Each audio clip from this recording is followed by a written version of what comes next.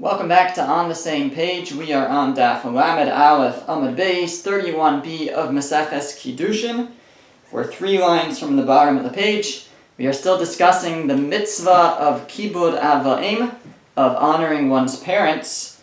And now the Gemara is going to compare the mitzvah of Kibud to the mitzvah of Mora. In one place the Torah says, Kabed es avicha v'asimecha, honor your parents.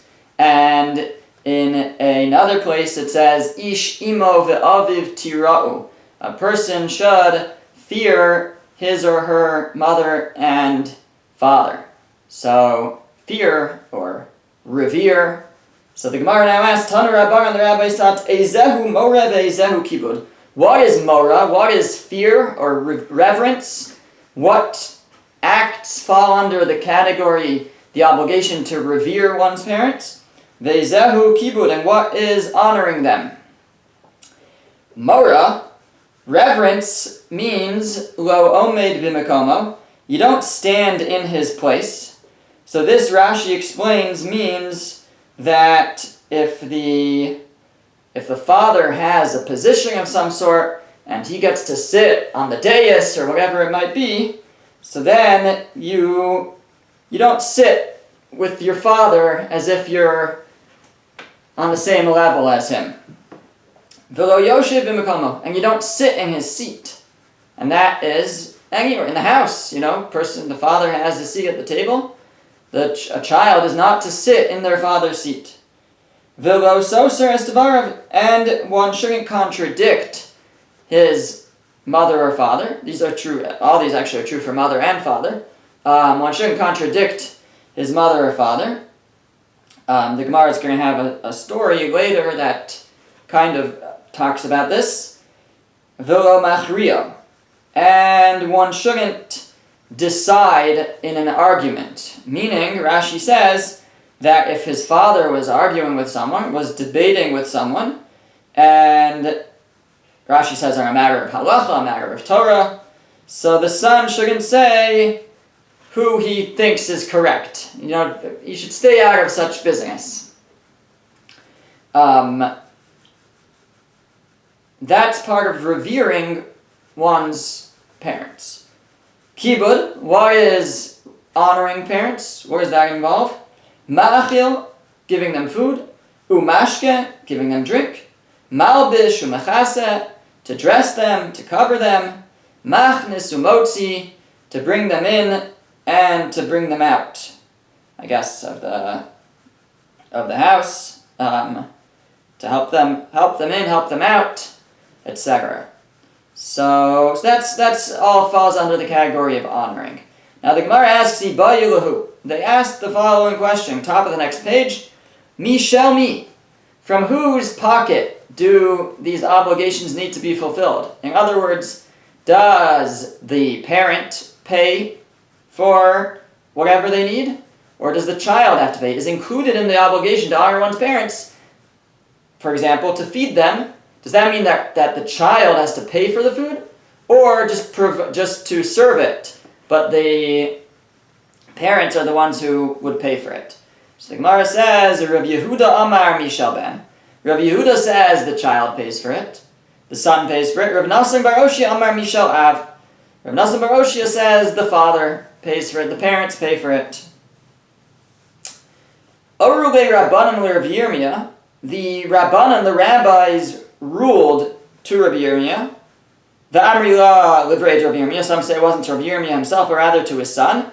Kimanda Amar Mishal Av. They ruled like the opinion that says that the money comes from the father. So a son, a daughter, a child is not obligated to pay money to honor their parents. That's not part of the obligation. They are obligated to honor them, but using the bank account of the parent. The Gemara asks, Meisvei, we have a contradiction from a Brisa. The Brisa says as follows. Nemar, in one place the Torah says, Kabed es avicha v'asimecha, honor your father and mother. V'nemar, and elsewhere it says, this is in Mishlei, Kabed es Hashem mehoncha, honor Hashem from your wealth. And says the Brisa, Ma'ala halan b'chisaron kis, just like when you honor Hashem, it says honor Him from your wealth, even if you're going to lose money as a result. Afkan, so too, when it comes to honoring parents, b'chisaron kis, it's with a loss of money. You need to honor your parents even if you lose money. V'i amart mishalav, so that's what the Brisa says, that you need to honor your parents even if you're going to lose money. V'i amart mishalav, and if you tell me that the money comes from the father, from the parents, my nafkale minei, what difference does it make? Where's the loss of money here? Why are you going to lose money by honoring your parents? It must be, based on this Brisa, that the mitzvah of honoring parents comes from our own wallets. Says the Gemara, no, libitol malacha. What it means is to miss work.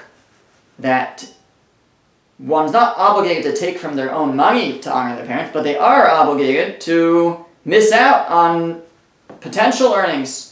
They would have to take, if their parent needs something, they have to take a day off from work to do so.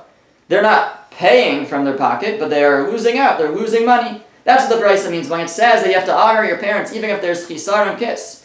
Chisaron kis, even if there's a loss of money, that means even if one would have to miss out on opportunities to earn, miss out on work.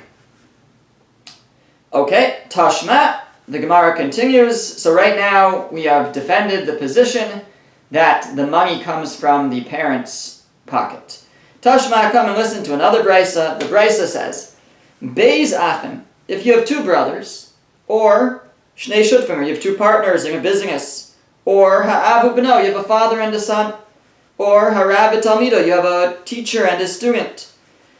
So 4 different relationships, all very close. 2 brothers, 2 partners, a father and son, a Rebbe and a student. Even though they're very close, still, Podin Zelazeh Meiser Sheni. They're allowed to redeem the Meiser Sheni, the second tithe, from one another without having to pay anything extra. So the halacha is that in the first year of Shemitah and in the second year, as well as in the 4th year and the 5th year of the Shemitah cycle, a person has to tithe their produce, their fruit, and consume it, bring it to Yerushalayim to consume it there. If they don't want to do that, it's too much of a schlep to bring all their produce to Yerushalayim, then they have the option to redeem the produce, to flip it for money. And what they can do, instead of bringing the produce to Yerushalayim, they could bring the money to Yerushalayim, buy food there, and then consume it there. Now, the halacha is, the Torah says, that if you redeem your fruit, you not only have to pay for the cost of the fruit, but you have to pay an additional 5th, an extra chomesh. However, that's only if you redeem it yourself. If someone else redeems your fruit, they don't have to pay that extra 5th, they can redeem it at the current value of it. So this Bryce is saying that these very close relationships, don't think that they're considered like yourself, and that you have to pay the extra chomesh. Rather, one can, even one brother to the other, or 2 partners, a father, son, Rebbe, student, they can redeem each other's Meiser Sheni, each other's tithe, without having to pay that extra 5th. Not only that, Uma'achilin zelazeh Meiser Ani. If one of them is poor, they can provide Meiser Ani. Meiser Ani is the tithe that one takes during the years that they're not taking Meiser Sheni. So, the 3rd year of Shemitah and the 6th year of Shemitah, one takes a tithe and gives it to the poor. So, that's called Meiser Ani. And this Bryce is saying that now, somebody has to qualify as a poor person in order to give them the Meiser Ani, but even if that poor person is one's brother, one's Rebbe, or one's student, or one's partner in business, or one's father, or one's son, you are allowed to give them your Meiser Ani. Says the Gemara, V'i amart mishal ben, and if it's true, now we're asking on the opinion that says that the son pays for the Meiser Sheni, for the honoring parents. That we're going back now, we had 2 opinions. Who pays to honor parents? One opinion was the parents pay for it, and the children just have to carry it out. The other is that the children actually have to pay for it. Says the Gemara, if it's true that the children have to pay for it, that the son has to pay for it, nimtza, it would turn out, ze parei achovo mishal aniyim. he's paying his obligation with money that's designated for the poor. In other words, this brisa says that a son can give his meiser ani to his father. If his father's poor, he could give him meiser ani, the tithe for the poor. But the Gemara is asking, but if it's true that the son anyways has to honor his parents from his own money and pay for their food, so then he's already obligated to pay them to give them money for food. He has an existing obligation. And now he would be taking money that's designated for the poor and using that to fulfill his separate obligation. That the Gemara assumes is can't be. It's a separate obligation. He first has to honor his parents, and then he has money for the poor that he has to give. So the Gemara says, Lo tzricha laha'adafa. No, we need it for the case of giving extra. In other words, there's a obligation to honor one's parents.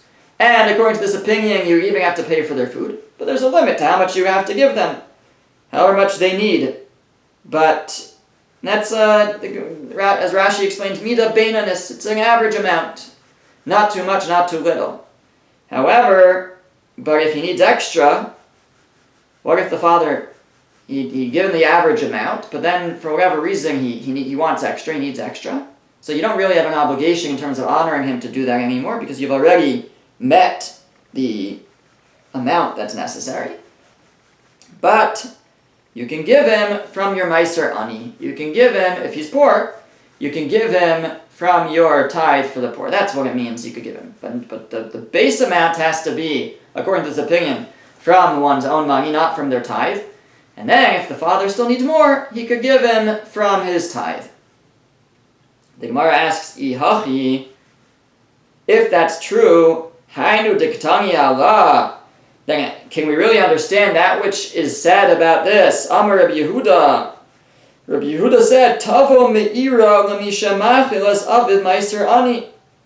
Rabbi Yehuda said that one should be cursed if they feed their father from meiser ani. If they use the tithe for the poor to feed their parents, Rabbi Yehuda says, cursed is such a person. If we're just talking about the additional amount, extra amount, you're not fulfilling the base amount from meiser ani. You fulfilled the base amount of obligation to your parents, of honoring your parents from your own pocket, from your regular bank account. And the father just needs more, so then you go dig into the meiser ani, because he's poor after all, you could give him that. So then what is Rabbi Yehuda saying? Such a person should be cursed. What's wrong with that? The Gemara says, Ila hadafa my nafkamina, what's the difference? What's wrong with that? We can't really understand the statement of Rabbi Yehuda if it's true that we're only talking about the extra. And just to work it back in our, to go through the process, and therefore, if we must not be talking about the extra, we must be talking about the initial amount, and the obligation must be, if we're talking about the initial amount, well, how could you pay from meiser ani if you're supposed to pay from your own money? It must be you're supposed to pay from your parents' money. It must be the parents are supposed to pay for themselves, for them to be honored. And when they're poor, you could take from meiser ani. Although I'm just realizing now, not to confuse you too much, but this would raise another question, which is that if it's true that we're kind of trying to work backwards now and say, so in fact, the opinion that says that the parents pay for it should be the correct opinion. So if that's the case, then I still don't understand the statement of Rabbi Yehuda, because why would Rabbi Yehuda say that one should be cursed if they give their parents from meiser ani? If I don't have an obligation to pay for them, because they have to honor themselves from their own money, and they don't have that money to do so, then what's wrong with using meiser ani? Okay, but that maybe is a little confusing. So let's just go back again, step by step. The Gemara brought two opinions. One opinion is that the Kibud Av Va'em comes from the parent's money. The other opinion is that Kibud Av Va'em comes from the child's money. The Gemara asked from a Brisa. The Brisa says that you can use Meiser Ani for your father. You can use your tithe for the poor and give it to your father if he's poor. And the Gemara said if that's true, if it's true that it's the child's obligation to honor his parents from his own money, then how could he use Meiser money? He already has an existing obligation. How could he use his Meiser Ani money? The Gemara answered, no, really he has to pay from his own money to give his father the base amount. But if the father needs more, and he's poor, then you could give Meiser Ani from that. The Gemara then asked if it's just talking about the extras, then why would Rabbi Yehuda say that such a person should be cursed if they provide from their father from Meiser Ani? So to that, the Gemara responds, Afilu hachi zila bei milsa. Even still, Rabbi Yehuda finds it to be disgraceful, improper. At the end of the day, Rabbi Yehuda is saying, even if you provided your father from your own money for his base amount, and now he needs extra, so you have Meiser Ani lying around. You could give it to the poor guy down the block, or you could give it to your father. If you decide to give it to your father, even though it's halachically acceptable, Rabbi Yehuda said, cursed is such a person. It's not proper. It sounds like he holds that you should still go, you shouldn't use Meiser Ani for your own family. Meiser Ani is outside the family. You'll take care of your family on your own account. You'll take care of your father from your own bank account. But the money that's designated for the poor should not go to one's own family. That's what Rabbi Yehuda held. Interesting. You could probably hear this both ways. On the one hand, we have an obligation to take care of our family first. On the other hand, it seems Rabbi Yehuda held that Meiser Ani in particular should go to Aniyim, to poor people outside the family. Okay, so either way, at this point, we still have our machlokes, we still have our dispute of where the money should come from. Should it come from, for honoring parents, should it come from the parents, should it come from the children? The Gemara brings another brisa. Tashma, come and listen. Shalus Rabbi Eliezer. They asked Rabbi Eliezer, Ad heichon kibud av. How far does the mitzvah of kibud av go? What do we expect from a person? How far do we expect them to go to honor their father? So, kibud avayim, to honor their father and mother. So, Amar Lahem, he said to them, Kedei sheyitol arneki v'yizerkenu liyam b'fanav. A case that we mentioned last week already. It goes as far as, even if your father or mother takes your wallet, or takes a wallet, let's say, for now, and throws it into the water, and ve'eno machlimo, and you don't embarrass them, you don't get upset. Let's actually say takes your wallet, because that's how we'll first understand it. How far does kibud avayim go? Even to the extent that your parent takes your wallet, throws it in the water, makes you lose $100, more, whatever, and you don't embarrass them, you don't make a scene. That's the ultimate kibud avayim. That's what Rabbi Eliezer responded. Says the Gemara, what do we see from here? Ve'i amart mishal av, if it's true, like you're saying, that the money for kibud avayim comes from the parents, from the father, mai nafkale minei. What is the difference here? Why does it make a difference here? In other words, if it's true that it's only if it comes from the father, so then whose wallet are we talking about in this case? It can't be we're talking about the son's wallet, because I'm not obligated to accept a loss for kibud avayim. The money has to come from the parents. So if my father throws my wallet into the sea, then I don't have to honor him over that. I'm losing money over that. So it must be that it's the father's wallet. And if it's the father's wallet, then why would I be upset? What's the big deal to not make a scene? It's not even my money. Says the Gemara, v'roi liyarsho. We must be talking about where you are in position to inherit that money. So yeah, it's not yours right now, but it will be yours eventually. So therefore, there's still reason that the son might be upset that the father is losing money. And says Rabbi Eliezer, if he doesn't make a scene, he doesn't embarrass the father, that's the ultimate display of Kibud Avayim. V'kihad Rabba bar Rav Huna, like the situation, the case involving Rabba, the son of Rav Huna. De Rav Huna kara shiroi ba'anpei Rabba bre. Rav Huna tore up a piece of clothing in front of his son, Rabba. Amar, why did Rav Huna do this? Why did he tear up clothing in front of his son, Rabba? Because he said, Ezel ichzi irasach ilo rasach. I want to see if he'll get angry or not. I want to test him on his kibud avayim skills. I want to test him if he'll honor me or if he'll get angry at me for tearing up this garment. And seemingly it was his own garment, because he's not allowed to tear up someone else's garment, so it must have been his own garment, Rav Huna's. And again, why would his son, Rabba, get upset? Because he was in position maybe to inherit that beautiful garment. Now the Gemara says, how could he do this? How is he allowed to test him on Kibud Avayim? The Dilma Rasach, maybe he'll make him angry, and he will yell at him or get upset. Vika avar alifnei iver lo sitei michshol. And then Rav Huna, the father, would be in transgression of the prohibition to put a stumbling block in front of a blind man, which also means don't cause someone to do an avera. Don't put a stumbling block in front of them. Don't cause someone to sin. So here he's testing him. He's entrapping him in this avera, potentially. Well, maybe he's going to fail the test, and then he'll have caused his son to do an avera.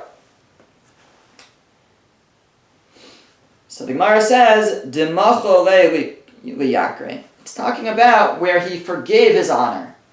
So the father was mocha. He forgave his honor. So even if the son wouldn't honor him in this case, it wouldn't be a transgression because the father already forgave his honor. Says the Gemara, "V'haka avar mishum bal tashchis." But still, there's a different prohibition of tearing up clothing. Bal tashchis, destroying. Do not destroy things wantonly for no reason. Gemara says, "De'avad le bipumbaini." He tore it on the seam, so it was repairable. So he didn't actually destroy the garment. It could be repaired, so it's not bal tashchis. So the Gemara says, "V'dilma mishum hachi lo rasach." So if he tore it on the seam, then how is he testing him? To see if he'll get angry. Maybe that's why he didn't get angry, because he just tore it on the seam and could be repaired. It's not a big deal. The Gemara says, "Di'avad le b'shas rischei." No, we're talking about where he tore it while his son was already angry about something else.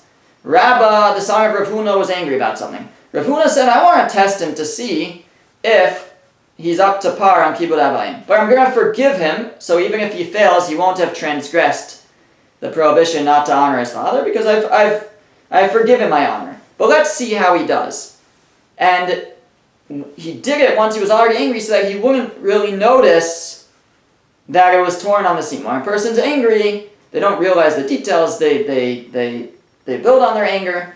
So he tore it on the seam, hoping he wouldn't notice it. So it wasn't bal tashchis. He wasn't destroying something for no reason, because he wasn't destroying it because it was repairable. And he was hoping that Rav Huna wouldn't notice that it was on the seam, so he would have reason to be angry, and he would see if he would withhold his anger and honor his father. That was the story with Rabba bar Rav Huna and his father Rav Huna. Gemara continues. Masni le Rav Yechezkel Rami bre. Rav Yechezkel taught his son Rami the following. And the Gemara is going to have a passage, a discussion, and then it's going to examine how they spoke to each other. In the discussion, was it proper honor or proper mora, proper reverence? So Rav Yechezkel taught his son Rami. Hanisrafim biniskalim. He says, if you have a bunch of men or people who are on death's row. And some of them are sentenced to sreifa, to death by burning, which is not actually burning, it's pouring hot lead down their throats, but serious enough. That's the punishment of sreifa, one form of the death penalty in Jewish law. And then there are those who are niskalim. They are sentenced to skila, to stoning, thrown off a cliff and then stoned. So, both obviously quite severe forms of the death penalty. So what happens if the people get mixed up and you lose track of who's who and who's deserving of what? So the nisrafim, some people deserving of sreifa, get mixed into a group of people deserving of skila. Some people deserving of death by heat, by fire, get mixed into some people deserving of skila, of stoning. And now you don't know who was supposed to get what. Rabbi Shimon says, Yadono biskila. They should all get skila. They should all get stoned. Why? Shasreifa chamura. Because Rabbi Shimon holds that sreifa, burning, is the more severe sentence. So since sreifa is the more severe, we don't want to have to give someone a more severe sentence than they deserved. So therefore we give them all the lesser sentence, which according to Rabbi Shimon is skila, is stoning.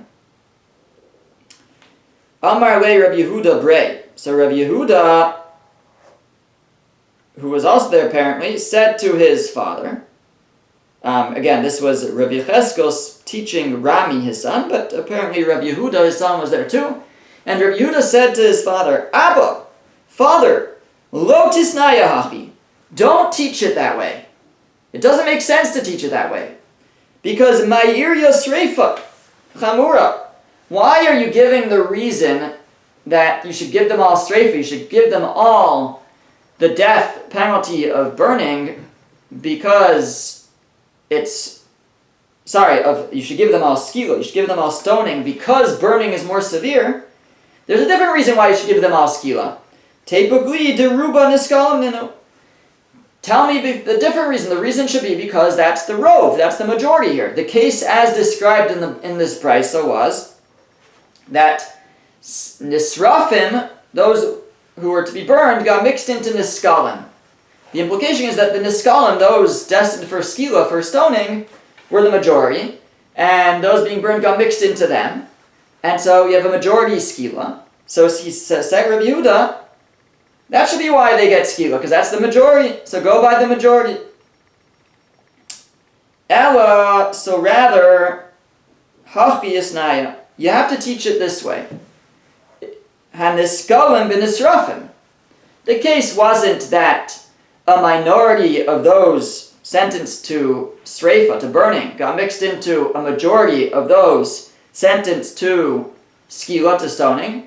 Flip it. The case has to be, the way you have to teach it is, haniskalim b'nisrafim. Those sentenced to skila, a minority of people sentenced to skila, to stoning, got mixed into a majority of people sentenced to sreifa, sentenced to burning. Now you might have said, go by the majority and they should all get sreifa. And that's where Rabbi Shimon is relevant. Comes Rabbi Shimon and says, no, they all get skila because sreifa is more severe. And we want to give them the less severe punishment. That's how what Rabbi Yehuda said to his father. So Amar le, so Rabbi Cheskel responded to his son, Ihachi, if that's the case, if the case is indeed like you're saying, that it was a minority of those deserving of skila, of stoning, that got mixed into a majority of sreifa, of those deserving of burning, ema seifa. So how are you going to, let's read the second half of that brisa now, and then you're going to run into a problem. Because the seifa reads, the second half reads, v'chachamim omrim, and the chachamim say, yadono b'sreifa. You should give them all sreifa. You should give them all burning. Why? Shaskila chamura. Because skila, stoning, is more severe. According to the chachamim, stoning is the most severe punishment. So when they're mixed up, what should you give them? The less severe punishment, which is sreifa. Now, according to you, my son, the way to read this brisa is what? That a minority of those sentenced to skila, stoning, got mixed into a majority of those sentenced to sreifa, to burning. And it's on that case that, according to you, that the Chachamim now come along and say, you should give them sreifa because it's less severe. My irya diskila chamura. Who cares that stoning is more severe and therefore you should give them sreifa, you should give them burning? Tepagli deruba nisrafim nenu. According to you, the case is that the majority are sentenced to sreifa, to burning. So tell me that's the reason. The reason why they should get the burning punishment is because they are the majority. So the son responded and said, no, it's not a question on me. My way to read it is still the better way to read it. My way of saying that the majority, it was a minority skila of stoning and a majority sreifa, majority burning, is still the better way to read it.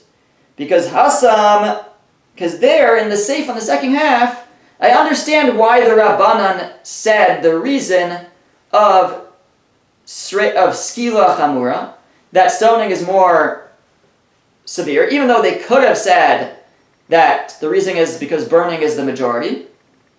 Hasam Rabbanu dekamru leiler Reb Shimon, because they are just responding to Rabbi Shimon.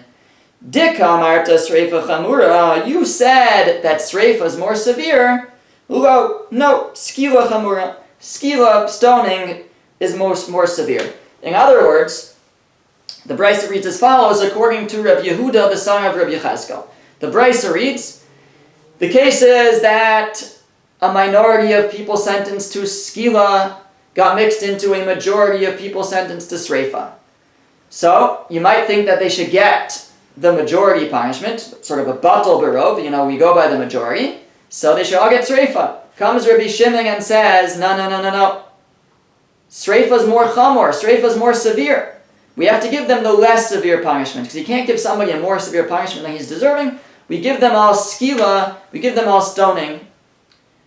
The Rabbanan respond to Rabbi Shimon. Now they could have said that we go by the majority. They could have said we go by the majority, which is sreifa, which is burning. But they have to respond to Rabbi Shimon. They have to respond to Rabbi Shimon's statement. Rabbi Shimon said that sreifa is more chamor, sreifa is more severe. They disagree with that. So they have to tell him that. And they have to say, no, your logic is not true. What we hold is that skila is more severe. Stoning is more severe. So therefore, we should go with sreifa. We should give them all sreifa, we should give them all burning. Not only is it the majority, but it's also the less severe. That's what the Rabbanan would be responding to Rabbi Shimon. Okay. Now you're wondering, what does this have to do with Kibbud Avayim? What does it have to do with Kiddushin? We're talking death penalties. What is going on here? So the Gemara says, Amar le Shmuel Rav Yehuda. Shmuel then said to Rav Yehuda, the son of Rabbi Chazkel, who had this whole conversation with his father. He said, Shinana, sharp one, Lo tema le la'avuchachi. Don't talk to your father that way. What did Rabbi Yehuda say to his father? He had said, Abba, Father, lo tisnaya hachi. Don't teach the Brisa that way. And then he asked a question on him. Says Shmuel to Rabbi Yehuda, don't talk to your father that way.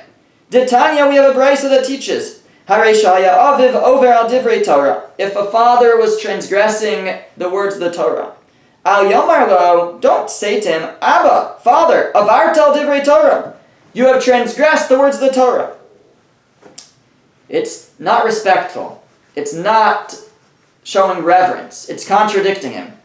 So how do you say it? Ela omer lo, rather say to him, Abba, Father, kach kasuv b'Torah. This is what's written in the Torah. Don't say, Father, you've transgressed the Torah. Say, Abba, this is what it says in the Torah. The Gemara says, kach kasuv b'Torah. You're going to tell him, this is what's written in the Torah. Tziri komitzarli. That's also going to pain him. Saying, this is what it says in the Torah, is the same as saying, Abba, you just transgressed the Torah. It's just as severe, the Gemara says. So that can't be what you say. Ella, so rather, Omer lo, you say to him, Abba, mikra kasu b'Torah kach. You should say, Abba, there's a verse in the Torah that says as follows, which is seemingly less direct than saying, this is what it says in the Torah. I think the explanation here is that and based on Rashi, if you say this is what it says in the Torah, the Gemara understood what he meant was, Abba, this is the halacha in the Torah. You didn't say, Abba, you transgressed, but you say, Abba, this is what it says in the Torah. It says, you can't do this. So that's basically just as bad. Just as contradictory, just as disrespectful, just as much of a lack of reverence. So rather, what you should say is, Abba, there's a verse that says as follows. And he'll interpret it and figure it out from there. So that's what Shmuel quoted a brisa to Rabbi Yehuda, and he felt that Rabbi Yehuda had been in transgression of this when Rabbi Yehuda said, Abba, don't teach it that way. He was being too direct with his father. Okay. The Gemara says, Elazar ben Masya Omer. Elazar ben Masya says, Abba Omer hashkini mayim. If your father says, bring me some water to drink, mitzvah lasos. But on the other hand, there's a mitzvah to do. What do? You have a mitzvah opportunity for something else, and you have the mitzvah of kibud avayim. Your father's asking for water. Says the Gemara, Maniach ani kvod abba ve'oses ha-mitzvah. I leave honoring my father, and I go and do the mitzvah. So there's somebody that needs to be buried, somebody that needs to be escorted, somebody that needs to be helped. So instead of honoring my father, I go and I do the mitzvah. This is what Elazar ben Masya said. Why? Shani ve'abba chayavim b'mitzvah. Because both me and my father are obligated in the mitzvah. If there's someone in need, then we're both obligated to take care of him. It's seemingly that type of mitzvah that we're talking about. So, a mitzvah that both the father and the son will be obligated in, he says, that's going to trump, that's going to take precedence over the mitzvah to honor his father, because they're both the father and son, are obligated in this other mitzvah. Says the Gemara, Isi ben Yehuda Omer, Isi ben Yehuda says, Im efsher the mitzvah le'asos ha'idei acherim, te'asa ha'idei acherim. That may be true in general, but if the mitzvah can be done by others, then let it be done by others. You have right now a mitzvah to honor your father, to bring him water. And so if the mitzvah can be taken care of by others, then others should do it. And you don't say, well, I'm going to do this mitzvah because both my father and me are obligated in it. If it's something someone else can take care of, then one should stick to honoring their father and bringing him the water.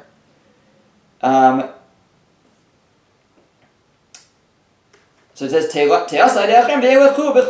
he should go and honor his father. Rav Masna said, Halacha ki isi ben Yehuda. Rav Masna concludes that is in fact the halacha. The halacha is like isi ben Yehuda. If a person's father asks for something, and there's a mitzvah that needs to be done, which should you do? So it depends. If the mitzvah could be done by others, you should honor your father. If it can't be, then you do that mitzvah, because both you and your father are obligated to fulfill that mitzvah to help whoever needs something, and therefore you should go and do that. All right, we will pick up here next time.